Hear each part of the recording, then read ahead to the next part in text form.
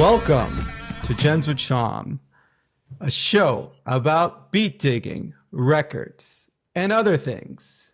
Today, I'm joined by Eilon Paz, photographer, publisher, and founder of Dustin Grooves. Paz has appeared in worldwide publications, Wax Poetics, Monocle, many more.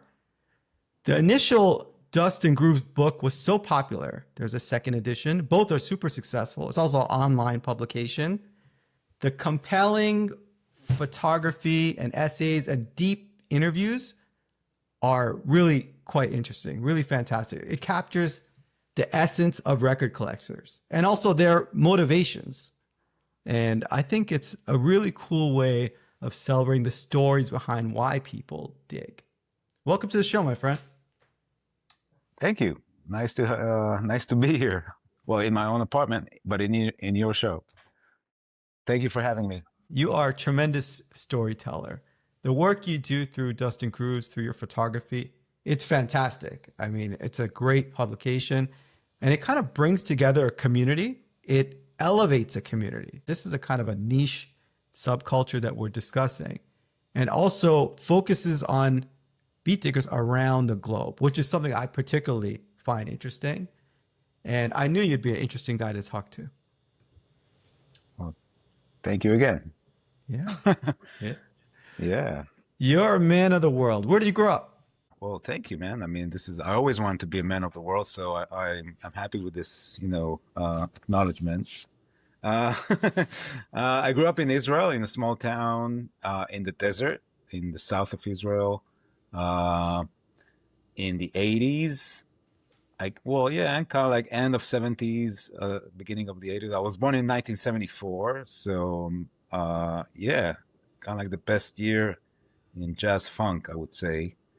And I grew up in a really small town, kind of like secluded, but we're a really, really nice community of artists and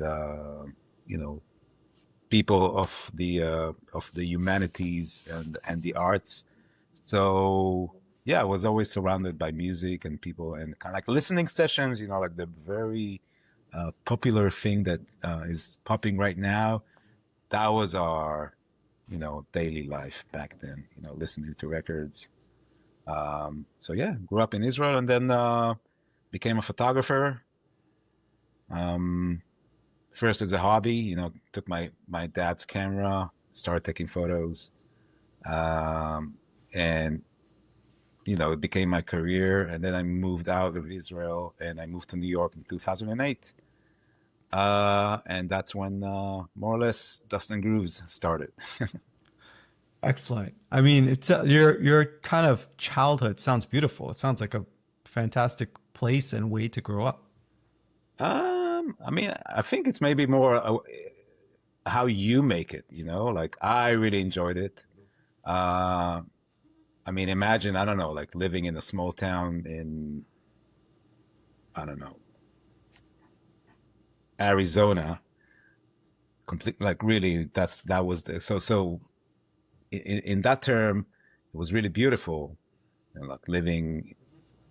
There's like camels walking around in nature and like really amazing landscape, but not much to do. Like there's no benefit. There were no benefits of a big city. The biggest city, which was was an hour drive in the bus. So, but I mean, for me, I guess I don't know. My nature was like, okay, let's make the best out of it and kind of like enjoy what there is over there. And I think also the reason that I became a photographer and pursued my career was because of that. Like I wasn't distracted by other things. So I had my camera. I had all the girls in my high school kind of like, waiting for me to take them for a photo session in the desert. So, hey, yeah, it was pretty cool.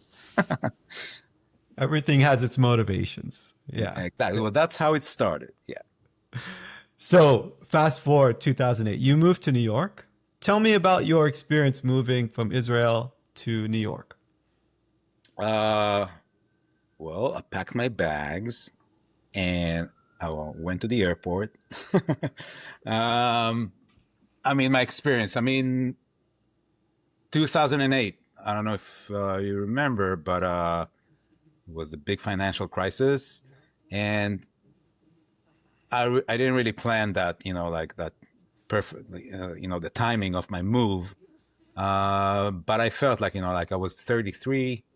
I reached kind of like a glass ceiling in my career in Israel. Like I could say that I reached perhaps back then my highest point.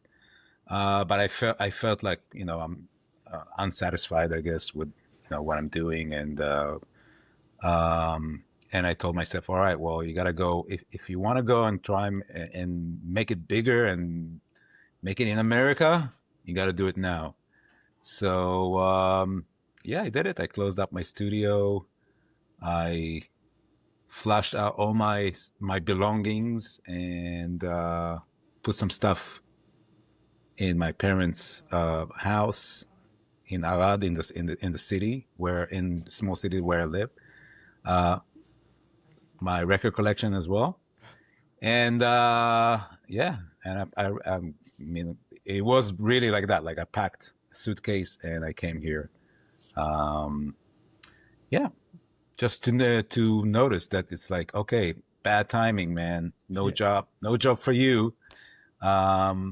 Which kind of like, motivated me, or maybe left me no choice but to do something. So I wanted to do something, justify my move, the sacrifice and everything, leaving my family and everything. So I just looked for stuff to do, like personal projects. And that's how Dust and Grooves came to be. Well, you made quite a choice. I would say of all the personal projects you could do, this one's certainly very interesting. And I mean, I Yeah. appreciate I it. mean, it's very personal for me. I mean, and, I was, as a photographer, back in the days, I was an editorial photographer. So you either get hired by a magazine to do a feature story, or you come in with your own stories. You go away, and that's something that I started applying towards like the later days of my career. I would just take the initiative, go travel, bring in some stories. So with that same approach, that was the same approach for Dust and Grooves, but it wasn't even Dust and Grooves. It was just like, oh, I'm in New York. I was really inspired. Well, first of all, I was inspired by the America, the great America, like with all the abundance of records. And, this is like, you get here, it's the source for so much music, and back then, 2008, it was, like there was no like vinyl revival, or it was just, but you started seeing more and more people kind of like, like that are not like the typical quote unquote record collectors hanging out, dealing with records, listening. So, yeah, that's how it started. I kind of like I lost a little bit my line of thought. What's No, no, no. That was a great answer. I mean, it bring really me back? helped us. Bring me back. No, no, it really helped us understand. I'd say the part that you described about observing collectors and seeing people in real life around New York, I mean, I think that's what your photographs really capture. People, their portraits, their feeling, and it kind of creates this sense of community of people that are apart and often different locations. Yeah, I think you did a great job of that. thank you. Now, I have some comments about this. Like, like so when I started this, I wasn't really thinking about community or anything like that. Like I wasn't even thinking about the book or a website or anything. For me, it was again like it was just like I came here to make it in America, and America was not ready for me. And so I was like, all right, well, let's do something, like and again, like record collect. I mean, I knew one person, Cosmo Baker, and he's a DJ. He's originally from Philly, but he back then he was living in New York, and I knew him from a previous visit that I had to New York like a few years earlier, and I saw him DJing at in Park Slope. What was the name of the place? The Rub. And that was the party, and I was like, "Whoa, this is amazing!" Like he's like the perfect, he's still the perfect kind of like DJ, And so he really inspired me, and back then, with that state of mind of like going and searching for stories, my story back then was like, oh, maybe we can do a story about the revival of funk music, and because that was going on. So that was my initial kind of connection with Cosmo, and he was like really like, yeah, man, whatever you want, let's talk. And then when I moved to the U.S., he was like my first contact, but I didn't realize how connected he is or how important he is in the scene. So he was like kind of like my first real subject of going into a house, like into a private space, a private room, photographing collectors. Although the project itself started kind of like organically after I saw a story at the Village Voice, and in that story, I remember it was on Facebook, and they highlighted a photo of this German guy, all tattoos, sitting in an African kind of courtyard, like somewhere in Africa, a courtyard, tons of records around him, a beer, and an AK-47 next to him. Wow. Yeah, it was just like happy, and that was like that was the shot. I was like, what the hell is this?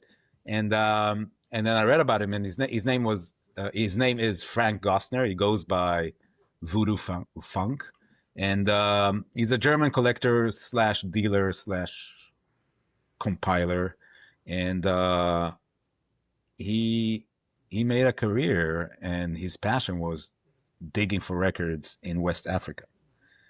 So that's how I kind of like that was the first thing, kind of like the draw, like that was the hook for me. Like, oh, who's this guy? And I reached out to him on Facebook and said, hey, Frank, I'm here in New York. Just for like, I don't know anyone. I just know this one guy. But I have this idea of doing a documentary project about record collectors, like a photo story. And he was like, yeah, sure. And can you take me around? I don't know, show me around a little bit. So he said, yeah, sure. I mean, he saw my work. I also had like a lot of experience traveling in West Africa as well. So my portfolio as a photographer was filled with West African stories.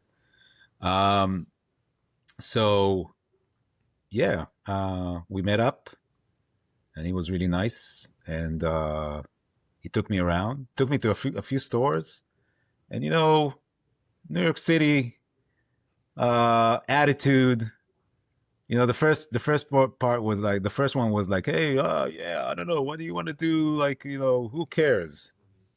Why wouldn't someone want to see photos of record collectors? All right. The second one was like, yeah, sure, all right, get back to me when you're older or something like that. But then the third shop, that's where the magic happened. Actually, the third shop he took me was Tropicalia in Furs.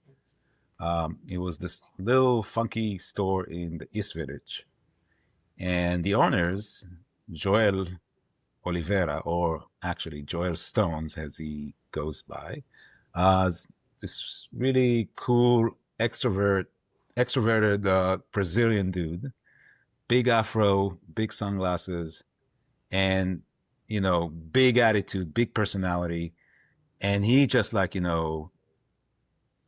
he got it like straight away, and he was like, "Yeah, man, welcome to my shop. You want to meet some record collectors? You're in the right place." First he showed me his stuff, and he liked posing. So for me, it was like really like gold, like easy. He made the beginning really easy, like, hey, I don't know, Afro. So one of the most iconic shots was in his shop, and that's how I started. But it wasn't really what I wanted. I wanted to have people in their own personal space. That's what was the most important thing. But he kind of like gave me the I guess the approval, and he connected me with other people. But then the first interview, or the first time I went actually to see someone, was Cosmo Baker, and he was great. He was super casual. taking some photos, and then on and on and on. One person connects you to the other, and one into the other, and then it's kind of like a network. And this is I could say this is pre-social media, the way we know it right now. I mean, Facebook was already happening, and that's how actually Dustin Groove started, really. Or maybe this is how I really realized that I'm doing something bigger than what I was planning. So I don't know. I tend to like. I'm realizing I'm talking, and you're like, I don't know. Stop me. I mean, because I can go on. I guess I'm like, No, keep going. No, these stories, you're right. Like you're very accommodating, man.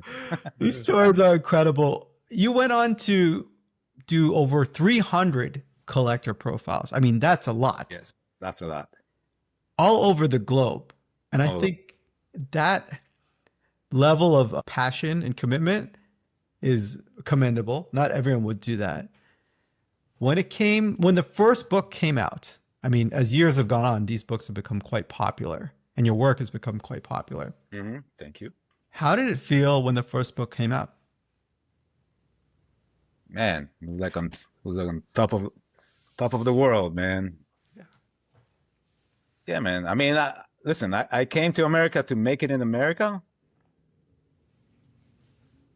I didn't make it in America the way I thought I would, or the way I imagined. I thought I'd be like, my dream job would be like, big studio in Chelsea, taking shots of like musicians, rock and roll, blah blah blah. I mean, no. But then I made it. I made it myself. I'm not, and that's the biggest compliment to myself and the biggest achievement. And maybe also a result of me not, you know, not giving in or not schmoozing enough within the industry or just doing my thing. So in a way, it was like a way of me, like, I guess I'll do it my way because the other way I just can't do it. So it was, yeah. I think it's an impressive accomplishment. I wanted to live in that moment because it must have been years, many years to create this. Mhm. And you start off in maybe a tough spot. You mentioned when you first came to New York. So I'm glad to see that kind of progress. I'd like to hear that. Yeah. I mean, I think in general, like most people will be at their best when they're pressed, when they have when they're out of their comfort zone. And I was really out of my comfort zone, and yeah, and I had strong motivation, um, discipline, but also luck, I guess, maybe, or maybe I don't know, maybe like just like uh, I sensed that, oh, this could be a good idea. So I put a few cards on it, not all my cards. Like I put a few good cards, and they played off. I mean, it was good timing because vinyl was just picking up, and everybody was like, like, huh, records? What the? Could we curse? I don't know. You could definitely curse. It's encouraged. What the fuck? Records? Like what? Why would you? What are you doing? Who cares? I cared, and a lot of people cared.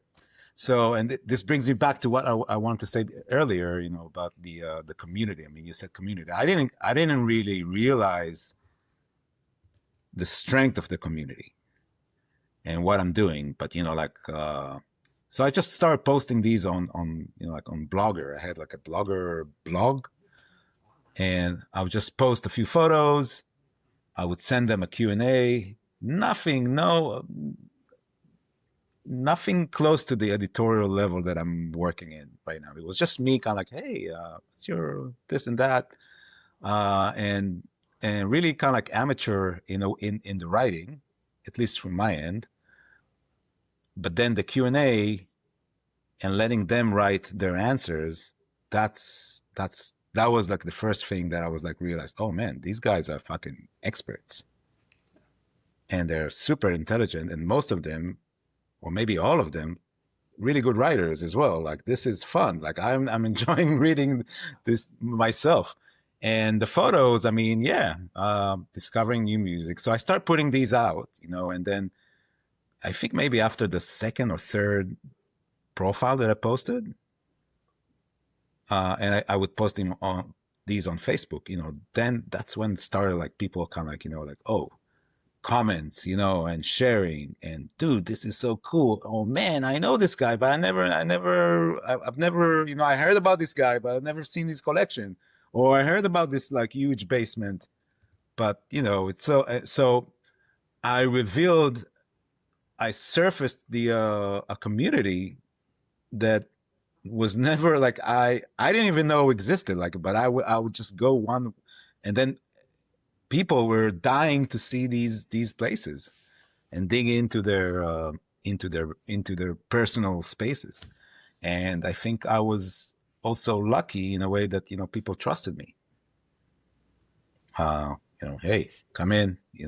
I didn't know how big it is, like privacy. I mean, I come from a different culture where no big deal, coming into someone's place, and but here I realized in America, it's a little bit more private, and so I learned to appreciate this later on. You did fantastic work. It's a combination of things that made those photographs really intimate, and I think it's fantastic storytelling. Thank you. Yeah. Where can people buy the book? I feel like at this point we've talked about them in great detail, your method and your journey. Where can people get it? Well, the most obvious place would be Dust and Groove site, not There you go. the dustandgrooves.com. That's the all profits, all profits go directly to me. No middlemen, no billionaires to sucking more money for themselves. So if someone wants to, and someone wants to pay for the shipping, that's okay. Go to dustandgrooves.com and get the books. Otherwise, record stores as well. It's important for me to deal directly with record stores. So, and after 17 years of doing this, I learned a lot about logistics and connections with distribution and stuff like that. So yeah, maybe I'll show you the book. Go ahead. That'd be great. Yeah, all right. Because there's like a few books, but let me show you. All right. So the first book, Dust and Grooves Volume 1. This is the first edition that I published, self-published. That's the deluxe edition. Very few are left. And but that's the cover kind of like that became really famous. Mr. Scruff sitting on his sole 12-inch section here. And so that's the first book. The back of it is kind of like random people from the WFMU record fair that I took sometime, I think 2012. And yeah, we can talk about the different. I mean, you were mentioning Ket Darge, and another big personality. That's another one, and I can tell some stories about that as well. So the first book kind of like was a celebration for me. I worked on it. It came out in 2014, self-published. I mean, I did pitch it to Rizzoli, and they came to me and say, well, it's really interesting, but I don't know if it's gonna sell. So, all right, no, never mind. I tried pitching it to another place and no go. But then my friend back in Israel, a good friend of mine, do you know these like people that, when you talk to them and they're like, they make things sound so easy? Yeah. Everyone should have a friend like that. So, I told him about the idea, and I want to, oh yeah, it's easy, man. Let's just do this and that. Let's just do this. And he kind of like pushed me, gave me the final push. Him and the community as well. Because I was getting more and more feedback from the community, from people like telling me, like in on Facebook, on emails, on comments on the website, the thing. You remember comments on websites and Yeah. blogs?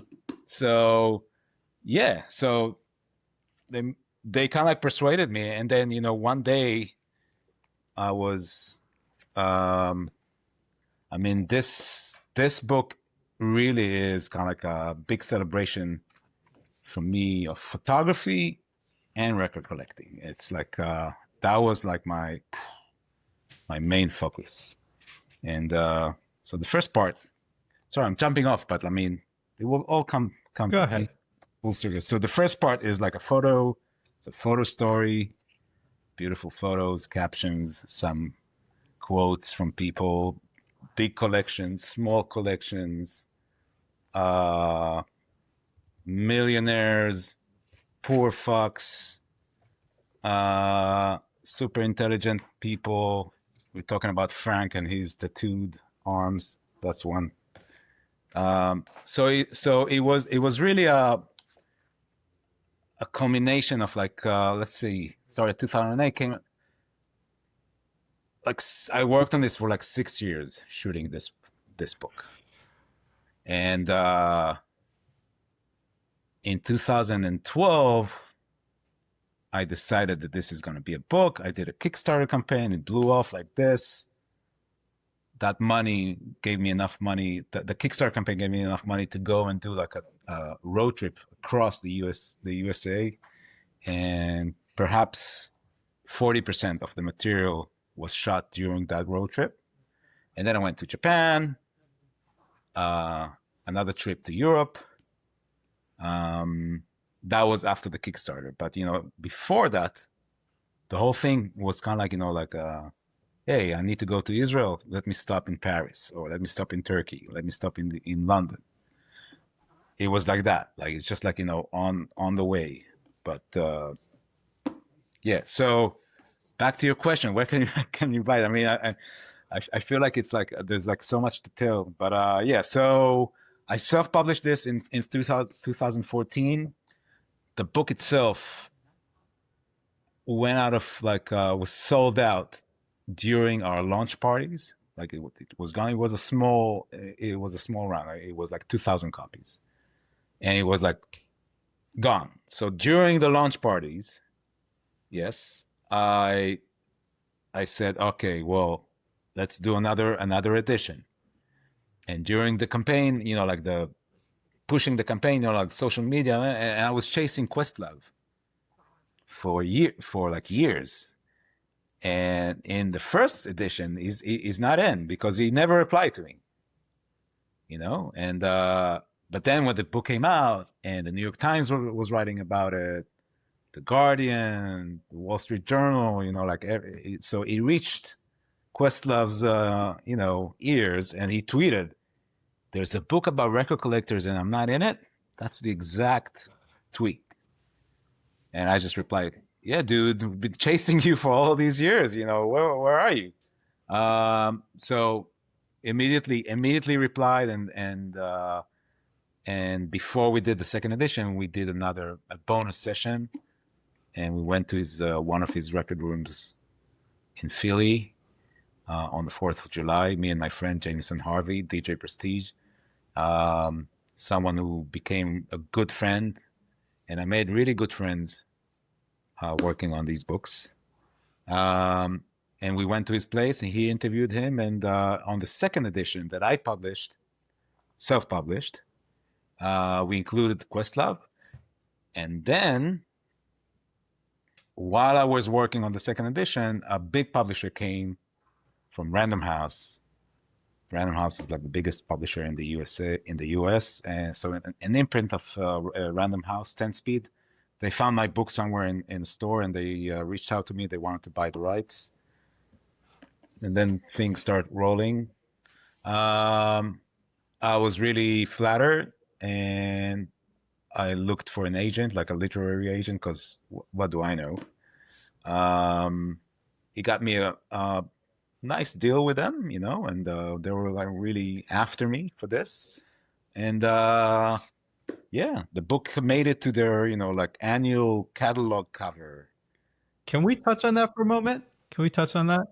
I think, it's quite a journey. How did it feel to be wanted at this point? You did everything yourself before that. How did it feel to be in demand? Wow, love this question. Felt amazing, man. I mean, come on. uh, yeah, no, I did not shy out or anything like that. Although I am sort of an introvert, maybe not right now.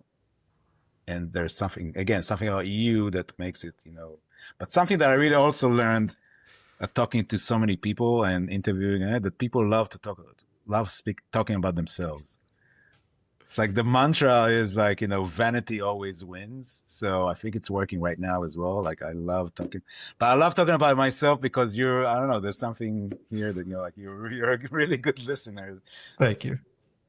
Yeah. So what was it? So the question was like, yeah, I mean, it was fun. And it was like, a little bit scary because like you can see also, oh, this is my moment. All right. Like you can really make it in America right now. Or, yeah.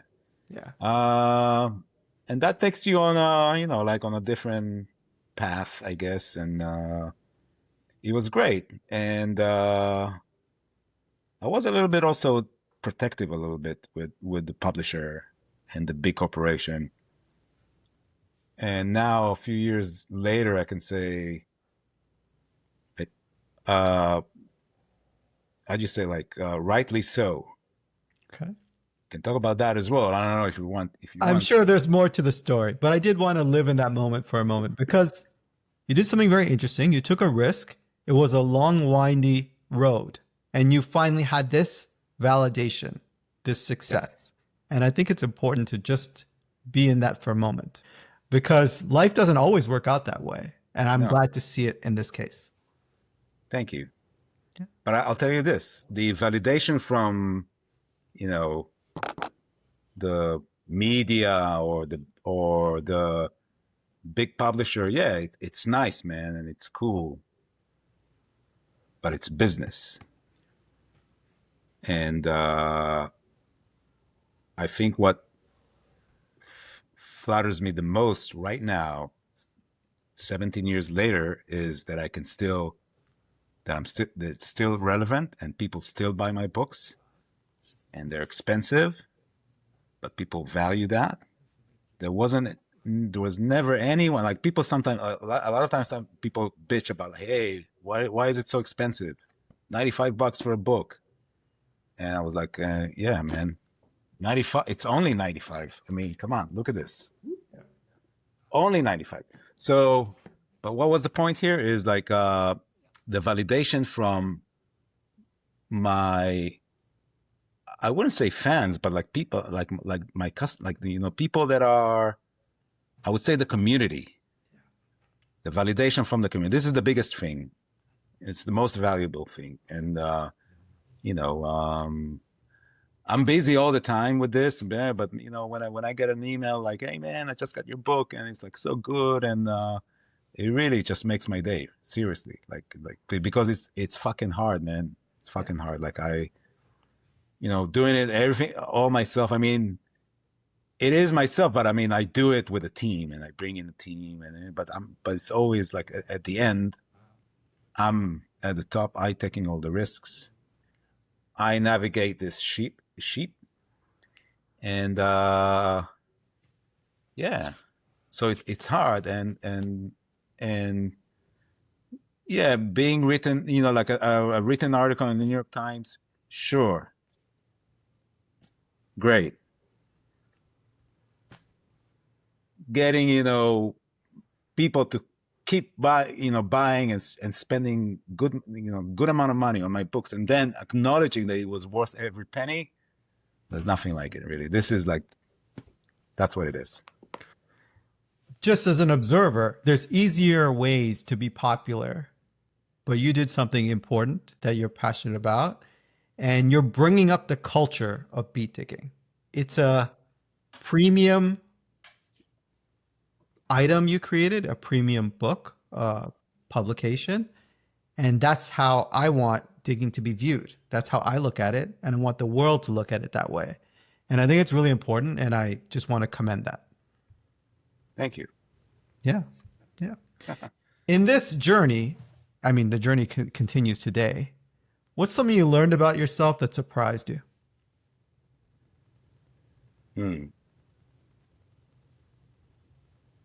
Wow. Surprised me. I mean, I don't know, man. I mean,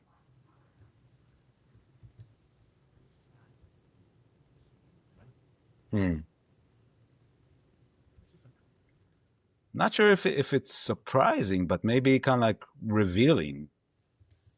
Um, Tenacity. I guess that's the word. Like, yeah, just keep going and keep going, keep doing your thing, ups and downs, ebbs and flows. Just keep going, keep going. And I never really looked at it like that on my, like, but um, I guess I always had this thing in me, as a kid as well, doing things. Um, yeah, I don't easily give up, and but then I think, after, like, I'm looking at all my books here and what I've done, and even though I don't make enough money to, you know to support this image, I'm totally content, completely content with what I've done. And yeah, and that takes tenacity and determination. So yeah. All right. All right. No, I appreciate you being open with us. It's not something everyone always is open to talk about. So I appreciate your comments. I appreciate an open and honest conversation always, and I have nothing to hide. Yeah. Yeah. So I mean, you can ask me almost everything. It's been great hearing about your life. And I know you've done your fair share of interviews about this project, and there's probably a lot more to your life. I mean, we talked about one thing. You've led a life full of interesting things. Let's take this discussion somewhere else. We have a segment on this show called Drop a Gem on 'em. And I bring up topics. Usually it's a song. In this case, with you, we'll talk about people, places, things, photographs, and I'll name a topic and you tell me what comes up for you. It can be an opinion, a personal anecdote, a story, really anything. All right, I'm ready. Got me nervous right now. Oh, you're going to be fine. You're going to be fine. All right. Gas lamp killer.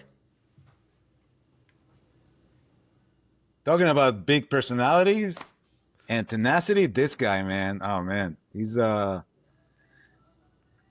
big character, big brains, big Jufro. Can you say that? Can I say that?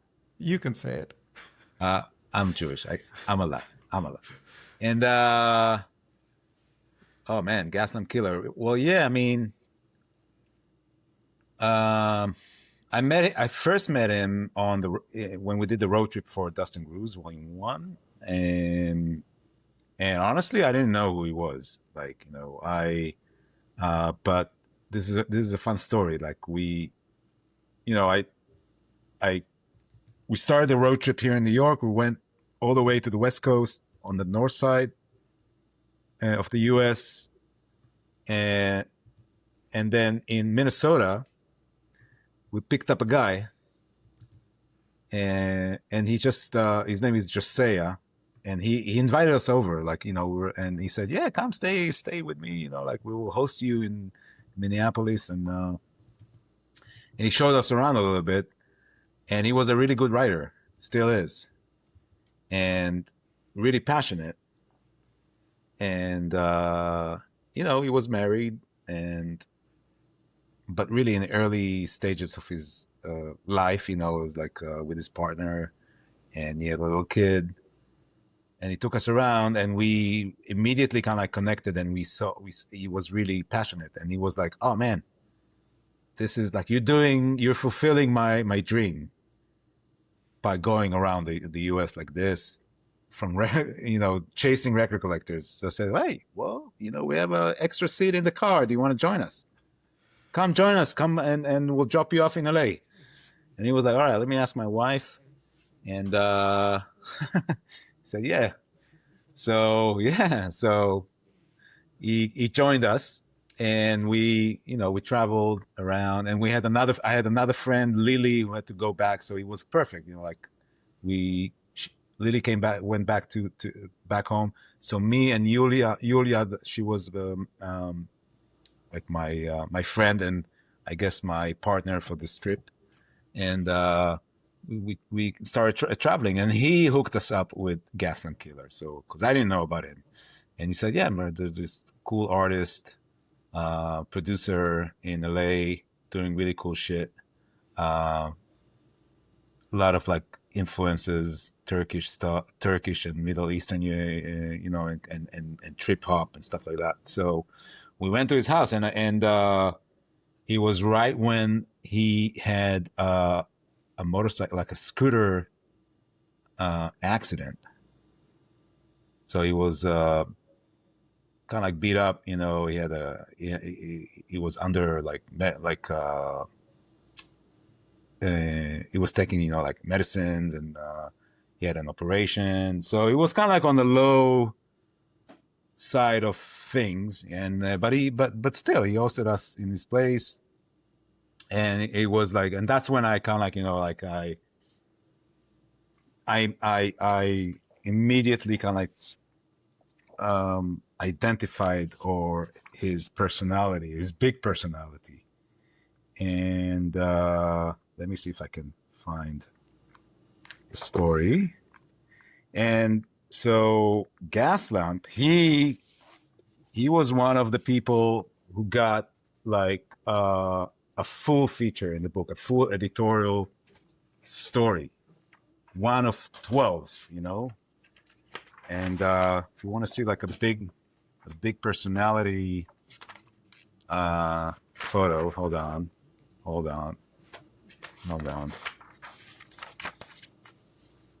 This one here, but some people would say, "Hey, got the crazy eye, the crazy lip," but this is Gaslam, and he was like really young back then. I think he was like 32 or something. So that was our first encounter with him, and he just pulled out like really, really cool shit, and he was really, really honest as well, and direct, and really good with he's like he was a really good storyteller, passionate. And that's something that I identified back then and really enjoyed. But that's it. We did the interview. We published the book. He came to the book opening in LA. He gave like we did a video about the event, and he was really kind of like in favor, like really descriptive and full of emotion. But I haven't seen him since. Like it was like 10 years ago. And he's been through a lot, and I think now he's in a good point is in his career, in his personal life, where he's kind of like climbing up again. And I had this opportunity just recently, after publishing volume 2, after penetrating the mainstream a little bit more. I was approached by this lady who was a serial entrepreneur or in the hospitality business, and she wanted me to help her with her new vinyl bar in LA, but in other places. So yeah. So now I'm doing this thing, this like kind of. I'm going back to Gasland, to that interview, revisiting that. And together with him, we're doing this like really cool program, like a listening program at the vinyl bar in LA. It's called Only the Wild Ones. It's in Venice, California. And we did the first event a week and a half ago. I mean, so that was in November, and it was amazing. It was like it's called 5 Records, and I went down to his interview, and I read it again, dissected it again, and him and I built this like evening of like a series of four meetings, four sessions where each each evening has a different theme based on his kind of like his heritage, his lineage, his production work. So the first one that we did already, it was amazing, was library music and soundtracks. And that's something that I really dug in, like I really like discovered during working on this project. And it's a constant discovery. You always discover more and more and more, and it's always so fascinating, and the music is just amazing. So so the first one was about that, and now the second one that is coming up in December 21st, Sunday, December 21st, connects to his Syrian, Turkish, Moroccan roots. And so it's called Eastern Grooves. And basically we choose 5 records from his collection that kind of like, go with that theme. And then through that theme of 5 records, we discover other influences, other artists, how it interpolates into his own music, how it affected, beat digging. So library music obviously was, and still is probably, a huge source for sampling. And that's another thing that he adds value in these listening sessions, because it's not just like, okay, let's just listen to this record and talk about it, because he in his own way, like he has this talent of like, being very passionate and very accurate with his words, and fun and entertaining. So he talks about, beat digging, beat making, sources, and also as a musician, as a producer, like talks about instruments, different instrumentations, and like in the Eastern Grooves, we're going to be talking about like, how Western musicians also adopt Western instruments to sound like Eastern instruments. Really interesting stuff that I learned a lot from, and I bless, I thank God for being, in this position, because this is, for me, this is now, oh man, it's like I reached my, like my little heaven, like if I can make these kind of like events, and just sit and enjoy and learn and see other people learn and enjoy, that's the best feeling. Where can people find out about this event series? I mean, we're out there online, but I mean the event is an event in person. Very limited space. I think only 30 or 40 seats. It's very kind of like in a small audience. And yeah, Dust and Grooves accounts online, Dice.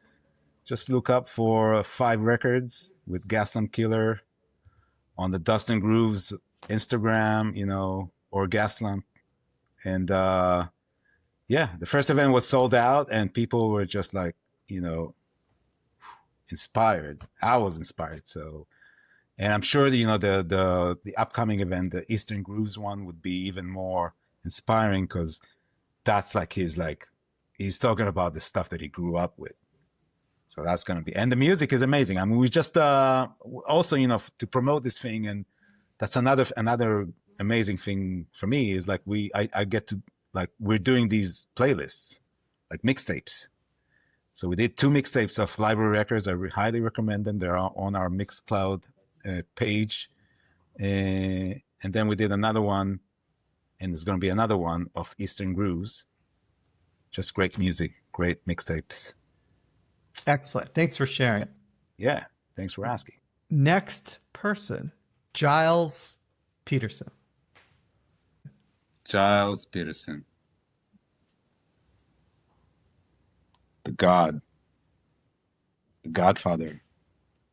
Yeah, man. Wow, Giles Peterson. Whew. I mean, I grew up in Israel, and I knew about him like through his compilations. Basically, that's how I knew about him. And for me, like, oh man, this guy's on all these records that I had. All these selections were always top notch. I mean, he was like the main educator for me. He got me into jazz, acid jazz, spiritual things, and Brazilian music. Um, so yeah, so obviously he was in the top of my list for Volume One, and I was chasing him for a while, and no luck. It was a really elusive dude, um, and that's a funny story. So he, so remember I told you about Joel at Joel at Tropicalia in Furs, and that being kind of like like my go-to place. That's where I would hang out with friends, meet people, listen to records, hang out in the back room, fun times. So Joel kept kept telling me, like Giles, when he's in town, he always comes here because he's really into Brazilian stuff, and Joel always has the best Brazilian records. And by the way, you see this record here, right here where my finger is. Yes. That's Yeah. Joel and Alex Figueira, a band of Brazilian fuzz, kind of like not punk, but maybe garage rock. Anyway, so Joel was telling me, all right, listen, so well, first of all, what we did is we did like a little kind of like a photo exhibit in the shop. We did. It was just like a celebration, but nothing for no special reason. Just like, hey, let's do a photo exhibit. Yeah, sure. So we did that. Put some, uh, brought in some beers and had some like a little party. And then I left. Still working? Yeah. Hold on. And then I left. I left the photos on the wall. And then one day Joel texts me, hey, and say, hey, Giles is here. He's gonna be here in an hour. Come by. So I was like, yeah, I'll be there.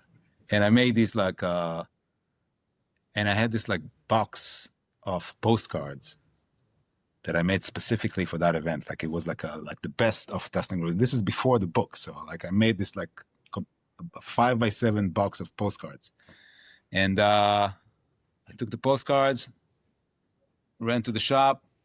Giles just, I went there and Giles arrived like 5 minutes later.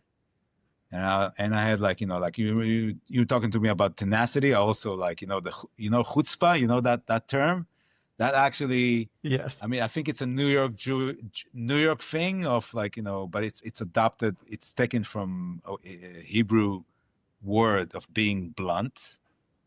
So basically chutzpah is not a positive thing in originally in Hebrew, but in this context of like just go and be like direct and kind of, so I was like, hey, hello Giles, I've been chasing you all these years, where are you? Here you are. Hey, I want to photograph you. I want to interview you for this book that I'm doing. And I gave him the postcard box. We took a photo together, and that was it. And then like when I on my next visit to the UK, we did it properly, through his management, and we did, and that's when I kind of like up my game, dealing with people, dealing with interviews, and I took one of my friends, or someone that became a friend, Dom Servini, that knew him, knew his shit, was good. It was a good interviewer, just like you,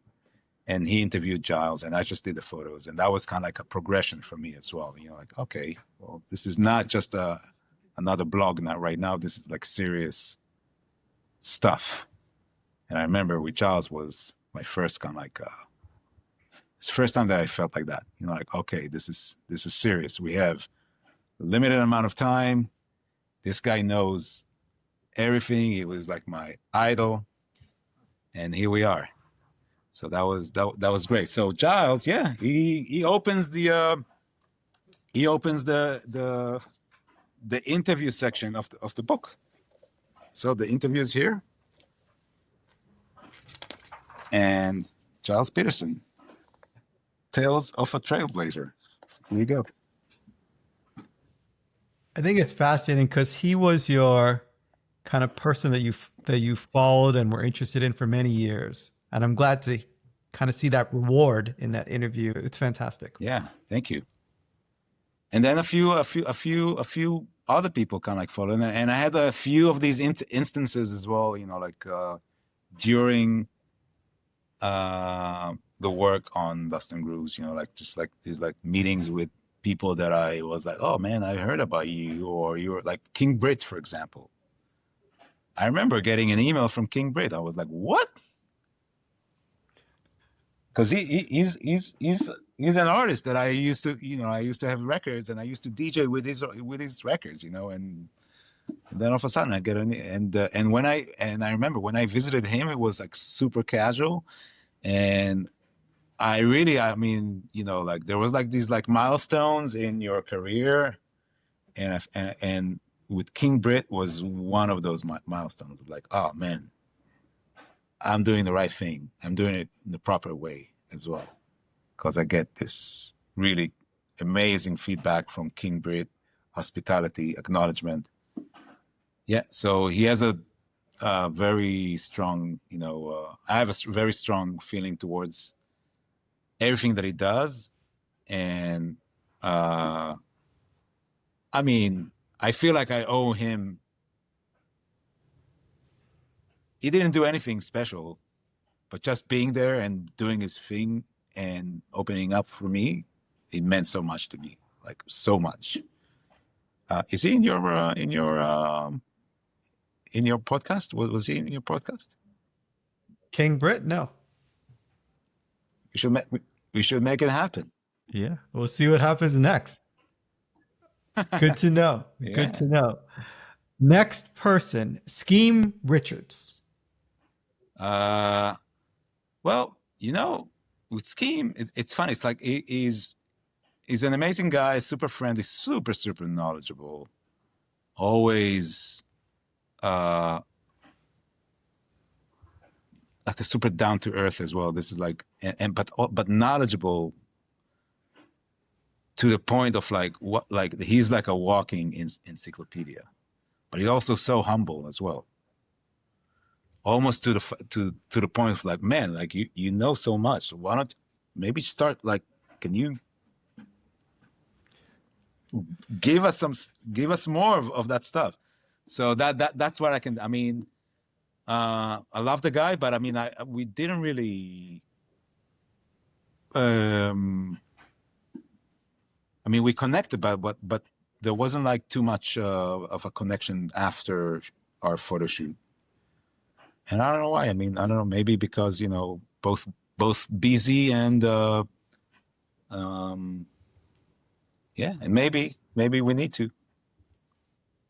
Yeah. Maybe that's next. Maybe that's next. Well, only great things to say about him. I know he's a big deal, also in the beat making. As I told you when you approached me, I told you, man. I mean, I'm not really into beat digging. Like I don't. That's not my motivation with collecting records, although I do appreciate it and I know a little bit about it. But I know it, just from meeting other people, but I'm not an expert. But yeah, Scheme is great dude. Yeah, hell of a guy. Incredibly nice and articulate guy. Great storyteller. Also, good supporter of others. And you don't see that every day. Yes. Same goes to like, it's kind of like, it's almost like you described King Brit, for example, right now. Yeah. Yeah. I'm going to switch from people to places. You've traveled all over the world. I'll name a location, a country. You tell me what comes up for you. Suriname, Wow. Sweaty, hot, intelligent people, educated, uh, humble, and a lot of reggae music. A good source for a good place to source records. Kind of like one of those like last frontiers. I went there, yeah. I went there with maybe 3 years ago. Yeah, 3 years ago. Went there with Rufy and Miles from Discodelic. They specialize in like Caribbean music, Latin music, hard diggers, like hard working diggers. They get what they need. I love Suriname. Like Okay. I remember it was one of those places, like I've traveled a lot. I traveled in South America. I mean, my family is from South America. It's from Argentina, my parents. So I traveled a lot in South America, but I never like who goes to Suriname? Or why would you go to Suriname? And I think it's still like, people don't really go to Suriname. Yeah, I've been to Suriname. So I don't know. What were you doing there? it was a very unusual time in my life. I was living and working in Guyana, which is a neighboring Hmm. country. Been there as well. And I would love to, compare. So for our listeners, if you think of a map, there's Brazil, right? And north of that, there are three small countries called the Guyanas. There's British Guyana, aka Guyana. It borders Venezuela. And there's Suriname, formerly known as Dutch Guyana, as in it's a Dutch colony. And then there's French Guyana. So these are in a row. They're all they all look small on the map because they're beside Brazil, but they're almost kind of similar size to England if you think of the total kind of landmass. And they're all quite different. They're in South America. They're Caribbean cultures. I mean, Guyana is fully Caribbean, but they draw from their, let's say, colonizing country. And they're very unique places. I was doing some international development work in Guyana. I was there for 4 months. Super interesting time in life. I had a lot of fun. Very unique place to live. There were, I would say safety is a factor. I mean, I was safe, but you have to take into account where you are. Fantastic people, fantastic culture, really great food and great nightlife. I had a lot of fun there too. During my time there, I was like, well, let's go to Suriname. It's next door. Roads are not great to get between these places at all. So I flew there. And then when I arrived in Paramaribo, capital of Suriname, I felt like this is a very wealthy place. It was full of Europeans, great food, beautiful kind of trees and nightclubs, and a very unique culture blend of people from all kind of different backgrounds. So it's a very cool, short 3 day visit, and maybe one of the more unique places I've been. And so, yeah, that's what took me there. Kind of, let's say, tourism. Yeah. So, and yeah, and another thing about the Guyanas is they're like locked between the Amazon, and they don't have nice beaches because all the stuff from the Amazon flows into their beaches. So it's like muddy. So I think most of the people that go to the Guyanas are like into they either have specific things that they're looking for, could be records, but mostly it's like nature development, stuff like that. And I remember the so in Suriname, it's very distinct. So you have Indian people that were brought there by the Dutch, and then there's black people that came in as, I mean,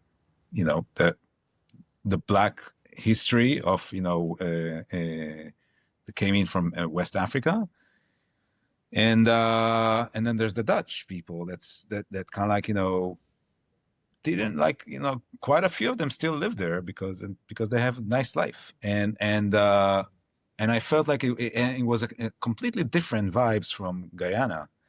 And in Guyana, which was under British rule, ruling, I felt like, almost like the British just like, all right, well, we're out of here. And the Dutch kind of like, it felt like, like the local embraced it. They didn't want the Dutch to leave. That's my theory, because I've been asking people, hey, are you, like, have you been to Holland? Have you been to the Netherlands? And a lot of people went there to study, Yeah. and came back, and they still go. So they have this like, this relationship, and education. So they get education, and then and then with education come opportunities. While in Guyana, like, I felt like it was like a rougher place, very much more limited. I remember, like, like I went to Guyana after Suriname, and we spent 2 weeks in Suriname, super safe. I'm going out with my camera bag, and I learned how to kind of go around in places, in rough places with my camera. So then we went to Guyana, and I did this job, like I incorporated a job as well, like shooting markets. And I went to the market, and I spent the whole day kind of like walking around with my camera by myself. And then at a certain point, this guy comes to me. He was like a little bit drunk, and he was like, "Man, you're so brave. You're so brave." And I was like, "What?" I'm like, "I don't know. You're walking like this, like you don't care, like with your camera and everything." And it's like, I was like, "Oh, well, listen, I don't know. I mean, I care, but I don't know if I'm brave. Maybe I'm, being brave and stupid. It's a fine line." No, but I mean, it's just an anecdote. But I mean, yeah, Were you okay? I was okay. Like I think it's also how you walk, and what you present, and kind of like but I always keep an eye, like specifically in these places. I know where to go. I mean, during my travels, I think I only had one time where, that was in Cameroon. Traveled there with my friend, my photographer friend. And Cameroon is another kind of like, interesting, troubled country. 3 languages, obviously coming from 3 different cultures, trying to mesh together. So they're like, there's like a lot of poverty and stuff like that. But I mean, I remember there was uh, one guy who came to us and tried to jump us, but like, like not physically immediately. Was like, "Hey, give me a camera, give me your bag." And I was like, "No fucking way, man. Like, this is like, we just started the trip, man, and I'm not giving you my camera." But uh, and then I told him, "Well, I'm do you know karate? Because I know karate. I swear to God, that's that." And he was like, but it was only the way I was saying it, like, "Oh yeah, yeah, you want to get into karate? Like, karate? Well, let's go." And he was like a big guy, and so yeah, it was. We got lucky, like he did not let go that easy, but eventually, we got to a safe place. We stuck to some other people, and then we were fine. I was the only. I'm glad you survived. I'm glad you survived. I have a number of, let's say, close calls. I would say the people in Guyana were very nice, but safety is a factor. I don't think anyone would Mhm. doubt that. In Suriname, much Yeah. more safe. It's just a richer place. And I remember, I mean, I went out many nights there. And there's one night when I was watching basketball in an outdoor bar. I mean, it's pretty nice and pretty safe. Well lit, good food, restaurant, and like a TV kind of outside. I was watching the NBA playoffs. I'm a big basketball fan. And the people that I was with, they're like, "We have to go to sleep." And I said, "Okay, no worries. I'll see you back at the hotel." And they're like, "You're going to be here alone?" I'm like, "Yeah, I'll be fine." And mind you, this is many beers in. And at the time, I was kind of a runner in life. I was just jogging every day. And I was like, after the game, I'm thinking, I'm not going to take a taxi. I just don't feel like figuring it out. And I know where the place is. I'll just run there. I mean, it's hot, it's night. I'll just run. No big deal. All right. And so I took my shirt off and I'm holding it in my hand and I'm just start jogging. And then someone speaks to me in the local language there and he stops me. It's like, "Hey, are you okay? Are you safe?"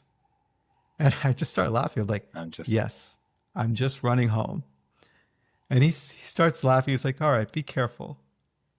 And then I just jogged 15 minutes home. And thinking back, I was like, you can't jog in a lot of places I've been in the world at, 1 a.m. But there I just felt so comfortable. So yeah, that's my little memory of yeah. Suriname. Yeah. Yeah. Oh man. All right. We've talked about Suriname. Let's talk about a different part of the Let's go. world. Where- France. France.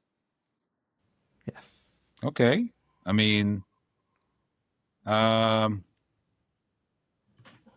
hmm. Does it not bring up anything? I see that you have, yeah, yeah. And the reason I'm kind of like, taking my time, it's because everything in France is very fine and,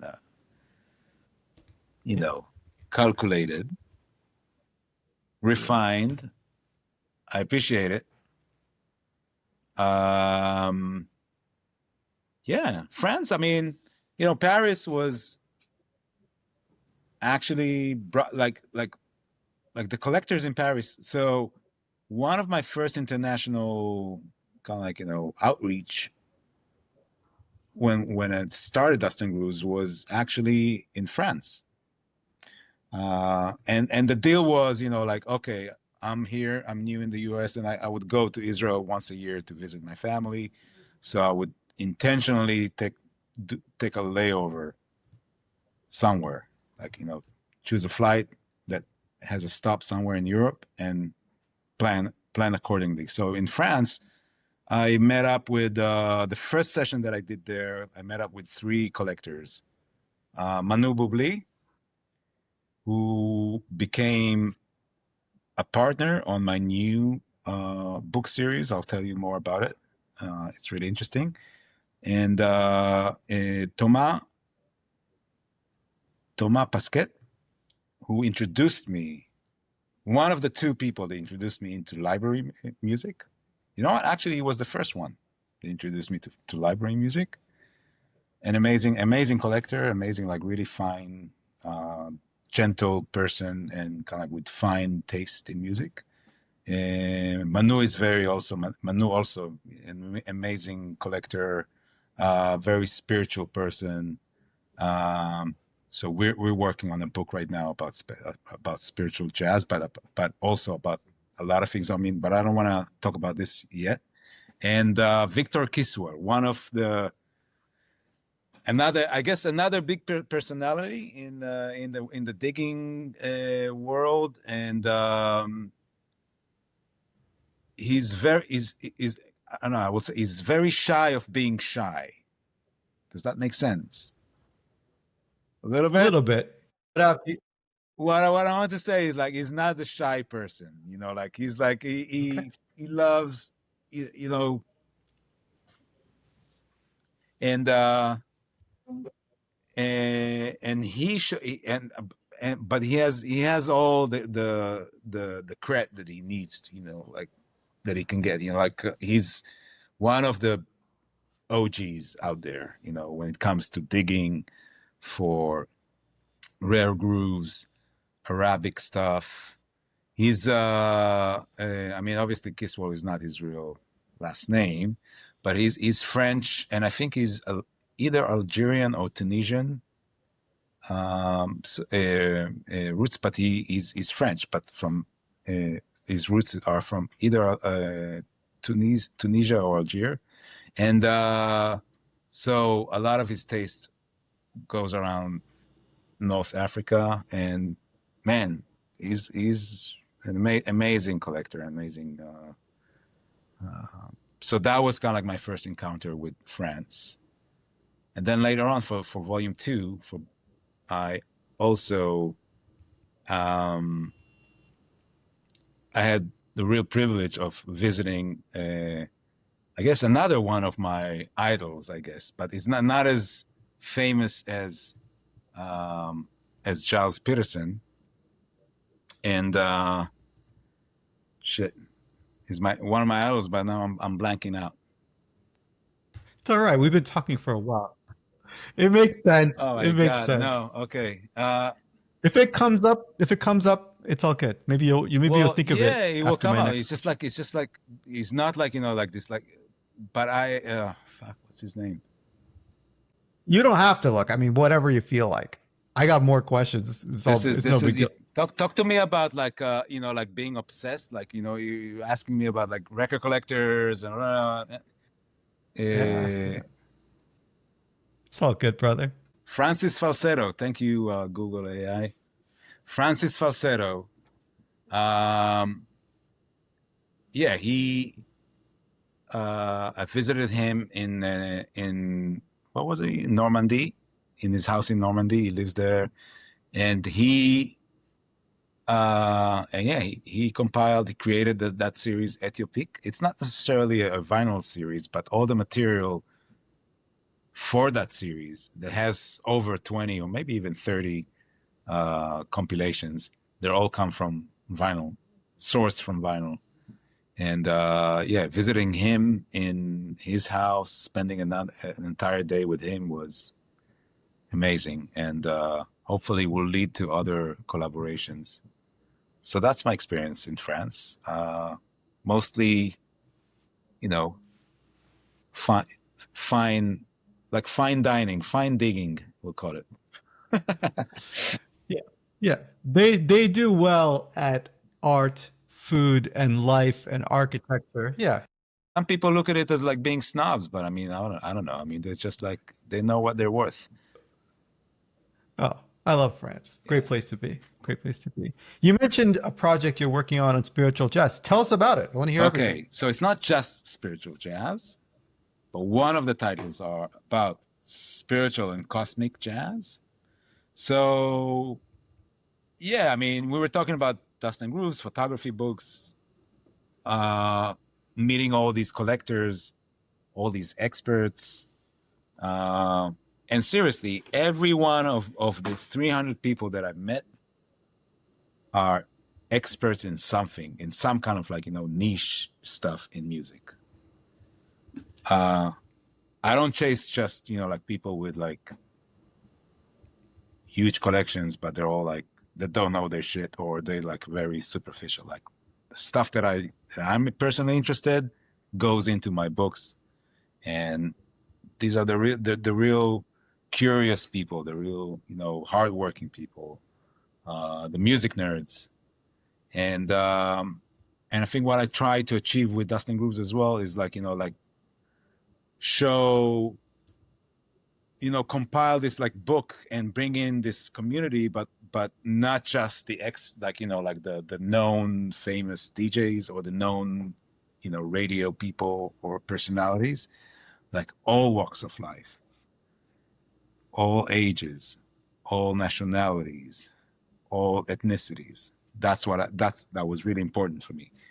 Um, like in this book, for example, in volume one of my favorite stories, it's a really short story, but one of my favorites one is about this kid in Philadelphia, Fortet, by the way, here. One story that didn't make it online yet, Rich Medina. But one of the stories that I really, really love is about this young kid, a little bit like I would say here you would call it with special needs in a way. Egon, not Egon. I mean, I'm just going through. His name is Dante. I'm looking for him, and not this Dante. This is Dante Carfagna. Talking about fine and fine digging. The OG of the OG. Kind of like behind the Okay. scenes. Not a lot of people. Well, the people who are in the know, they know about him, but Um, oh, there it is. Okay, gas lamp. And then there's this story about Dante Calde, Candelora. Sorry, Dante Candelora. And we met him in Philly right after we photographed King Brit, and we had an intel of, hey, come to the shop. Dante's here, and he brought all these records, and he all he collects is Sesame Street records. Yeah, man. So he's the Wow. expert of Sesame Street discography, and he knows his shit, man. He knows every one of these records from his head. No lists, no nothing. And yeah, it's a really fun interview. Short, yeah. That's awesome. Why did I start telling you about this? Because no, you asked me I'm not sure how. about my next project, and I was just prefacing this by telling you that, like, all the people that I met during the work on Dust and Grooves are all experts, right? And I was chasing them, not chasing them, like, collecting collectors, featuring collectors and experts from all over the world. Two amazing books, over 1,000 pages, over 300 collectors. Okay, so now the added value, or maybe the real value of this project, is the connections to these guys. Like the access that I have. They're all a phone call away, and now, after I finished volume 2, Manu Bubli, that we mentioned before, the friend, he reached out to me and he said, "Hey, man, we kept in touch. We stayed friends. Every time I come to Paris, we meet up." And he reached out and said, "Hey, man, I have this idea for a book series. Let me know. Maybe you could be. Maybe we can partner up." And he just left Superfly Records, the record shop that he founded together with Paolo. And so he had more time. He has more time in his hands and more time for new projects. So he mentioned these Japanese record guides, or they call them disc guides. So the Japanese disc guides are basically almost like catalogs, but yeah, I mean they're exactly what they are. It's like guides for records. So it's basically these like little books, and this one is called Obscure Sound.